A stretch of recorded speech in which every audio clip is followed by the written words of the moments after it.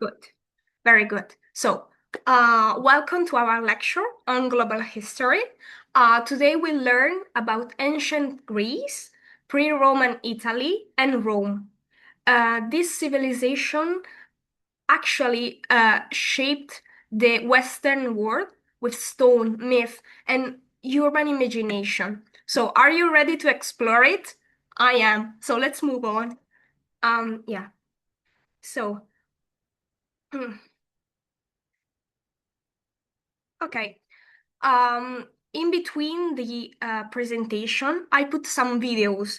I put all my references in the folder in the drive so you can see it.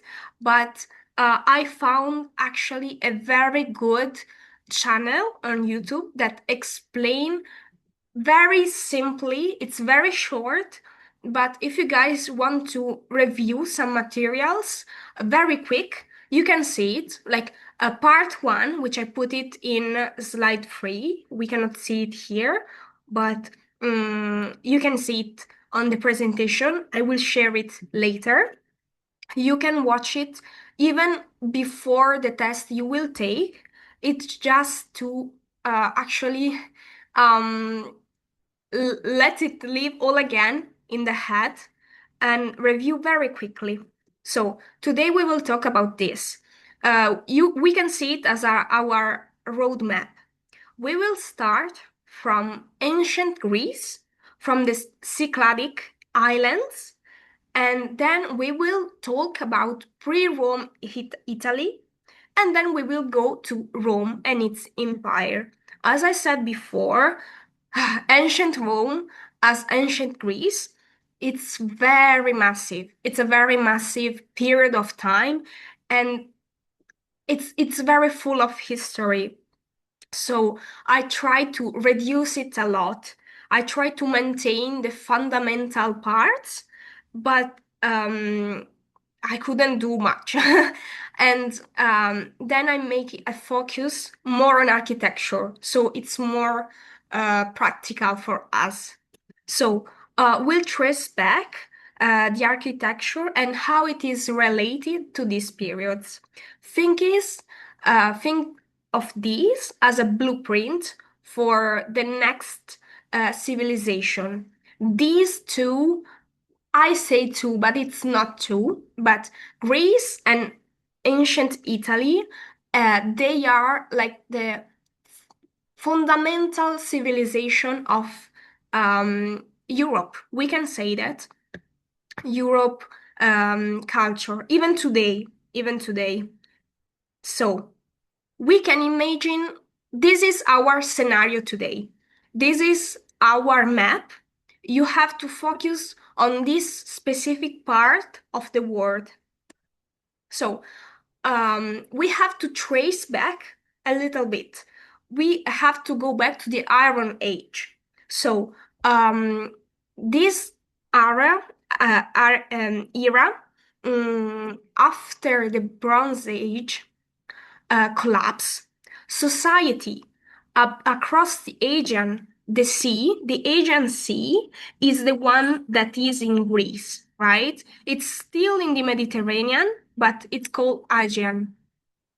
So across the Aegean and Italy, there were a lot of changes. So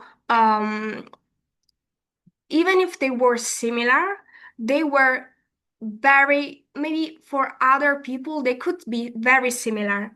We can see that the Mediterranean Sea is very small compared to the ocean. But I can say to you guys that it's very, um, it's our root. Even myself, that I practically don't live on the sea, I feel it as home. And you can imagine this sea as the very own mother of this civilization. So let's move on. So the discovery of the heat and the forged iron, as we talked before in the last lecture, kicked off the Iron Age. At that time, metal was seen more precious than gold, and iron, rough iron, was so much easier to manufacture than bronze. So, agriculture, art, and religion at the same time became all more sophisticated, and the writing system and the written documentation, including the alphabet, keep this in mind, it's very important, began to emerge. So, this is a very quick and general images and context. You can imagine the architecture. So, along the mass production of steel, tools, and weapons, the age saw advances in architecture. We can, for the first time, see a four-room homes. It's very new, with stables for animals, rudimental hill forts, as well as royal palaces, temples, and religious structures. So, another thing you have to remember of this period is the beginning of the production of streets, like urban streets, and water systems. So, as last time, I actually put some movies I recommend, but we cannot see it from the presentation. I don't know why. Good. So now we will start with the Greeks. The Greek civilization flourished in the Mediterranean region, taking advantages from its geographical factors. So, it was situated on a peninsula, we can see it here, with numerous islands. The Greeks became very skilled seafarers, so they moved through the sea, and expanded their influence through, we can call it, colonization of the neighborhood lands. So, this is the map of Greece, the ancient Greece, and the Greek Mediterranean climate. It's very sunny, and actually there are very sudden rains, and this encouraged outdoor activities and open air architecture, leading to structure like theaters, open theaters, and porticos that harmonized with the natural landscape, blending the active north with the passive eastern influences to a very unique civilization. We can see the materials here. We'll see that there is a start of the use of marble. Um, we have marble still in Greece, but even in Italy, it's very famous, the Italian marble from Carrara, the white marble. It's very expensive, but it's very pure, like white. And other materials, we can see it here, like limestone and sandstone and gesso. So let's start with Greece, we'll say that. And we can see the most important cities. I thought that putting the most important cities was important, so I'll do it for every civilization. You can say to me if it's useful or not, but it's just to understand the period, to go inside that period. So Athens, Sparta, Delphi, and Corinth. So one thing in the Greek language, city would be called polis. Polis means a group of. Um, when we say poly, we can say it ahead of many words, like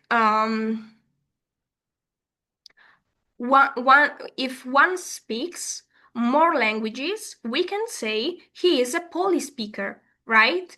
In the Mediterranean, we can say it like that. So each polis had its own very own architectural identity. Athens thrived on democracy and marble. We'll see later on which type of democracy, because it's a very different from the actually modern one. Sparta was living on military simplicity.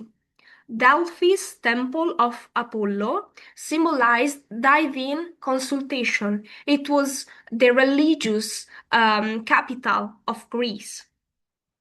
So, architecture in these four cities became a very civic pride, we can say, casted in stone. So, this is a period of ancient Greece. I don't know about you guys, but when I think of ancient Greece, I always think of the classical age. But as you see here, the classical age was no more than 200 years, so it was very small. We'll start now with the pre-Greece, which are this civilization here. They're very important. So let's start with this earlier civilization.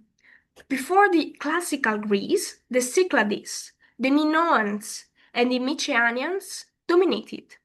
These cultures shaped trade networks and aesthetic ideals, from maritime frescoes. As frescoes, I mean, in the Italian word is affresco, which means the painting you find on the walls. But they are not just murals, they are done inside the cement of the wall. So you cannot like take them out to preserve them. When you see a fresco or frescoes in English in the museum, they actually took out the wall because it's the wall. So this is a little things. So this civilization, these aesthetic ideals shaped and foreshadowed Greek ideals of harmony and storytelling. So let's move on. Okay. So the Cyclades. The ancient Cycladic culture flourished in the islands of the Aegean Sea from 3300 to 1100 BC, a very long time ago. We can see it in the map. Along with the Minoan civilization and the Mycenaean. Sorry, guys, because it's in Italian, we say it in another tone. So Mycenaean Greece, the Cycladic people are counted among the three major Asian culture. So Cycladic art compromises one of the main three branches of Asian art. So it was isolated, but carved minimalism, abstraction, symmetry, and serene forms. Um, you have to think that this civilization, even thought they seems very modern, when I was preparing this lecture, I was like, oh, this is pretty modern. No, guys, it was 5,000 years ago. It's crazy. Um, so they were more similar to the Homo sapiens, we can say, Neanderthal and so on, the hominids, than they are to our to ourselves. So it the culture was still um, more focused on fertility cults and the sense of form, the shape. But it's amazing because they still looks so modern. So simplicity was the key. Geometric pottery, balanced proportions, and stone-built houses reflect a culture focused on harmony and utility. So um, we can imagine their priorities. Uh, Guys, I have to interrupt a minute. I don't know why the the call is going to end in 10 minutes, and I don't know why. Um, so I don't know what happens, but um, we'll move on and see what happens. If somebody knows something and knows how to fix it, it shouldn't happen because the account is premium, so it should support 2 hours, but I don't know. We'll move on and I'll start another one, I think. Sorry, guys. So let's move on. The Minoans. The Minoans lived on Crete. Crete was this very own island within the Aegean Sea that is very unique. They built very elaborate, labyrinthic-like palaces like Cnosso. I don't know if you guys heard about Cnosso. Um, my teacher, since elementary school, since primary school, they talked about Cnosso. It's very famous and it's amazing. You can fantasize about it alone a lot of time. So uh, these people were more like an administrative and religious hubs, richly decorated. They lacked fortifications, so this suggests that it was a society relying on naval strength and diplomacy over brute force. So, nature, rituals, and sea were the common motifs. Frescoes or affresco, like the bull leaping scene, pulls with movement. Pottery, like the marine styles jar, display a rhythmic waves and aquatic life, a visual language of vitality. It's very nice to see. In for each civilization, I put a very similar template for the slides, and if you later see each civilization, you can see through the images which are taken and displayed, you can see their very own like aesthetic core. It's very funny. I think it's very useful. You can see here, and even through the colors, through the shapes of the illustration and stuff, you can imagine along with their position, so Crete, how they were. So the Mycenaeans, we can say that they were warrior kings on the mainland. The Mycenaeans built cyclopean walls. So, meanwhile, Crete, as you can see in the map, it's down in the south, was an island, so there wasn't any need for fortifications. Mycenaeans lived on the mainland, so they needed fortifications. And we later see the Lion Gate. Their cultures echoes in Homer's epics. Remember this. So the Mycenaeans established themselves in over 100 urban centers in Greece and Anatolia. Anatolia is the piece of land that is nowadays called Turkey. So they were linked, the Anatolia and Greece, they were linked culturally, not politically. So the economy was based on luxury goods, and the economic foundation was about trade throughout the Mediterranean. So I recommend you guys to later go on in the slides and maybe see what you're interested in and focus on that. I put this information which are too much to explain now by words. So that's why I put images, but I recommend you guys to go watch them. So we can see here gold masks, frescoes of combat and hunting, and intricate pottery like the octopus one. This is a very famous one. It's very funny. And this yeah, intricate pottery designs that signal a society rooted in conquest and control.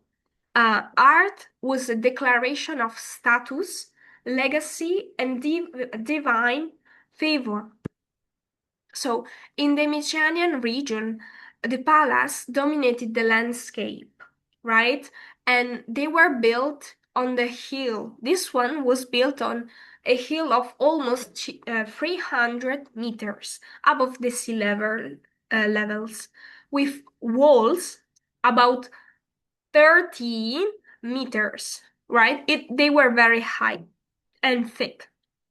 So it was believed that from the sea there were creatures like very big. Um, they were later explained in the Greek mythology, like the cyclopes, right? The one with the one only eye in the center, and they were very big. Um, these walls surrounded a palace complex called the Megaron. We'll see it later. The palace in the center, which features a very great circular hearth, where the throne room and the ruler was in, and called for assemblies and conferences. So the wealth of the palace was contrasted with what the village was. Of course, it seems more like a tyranny, but all the palaces, all the great buildings we see, you have to keep in mind that they weren't for the common people, like for us. They weren't meant for us. They were meant for the rulers. They were meant for the aristocracy, for the rich people. So remember that. But we can see the burial practices. I think the burial practices, it's a very important signal about the civilization. So in this ancient world, the burial sites of kings held a great significance, and they were a monumental symbol of wealth and power. So, sorry guys.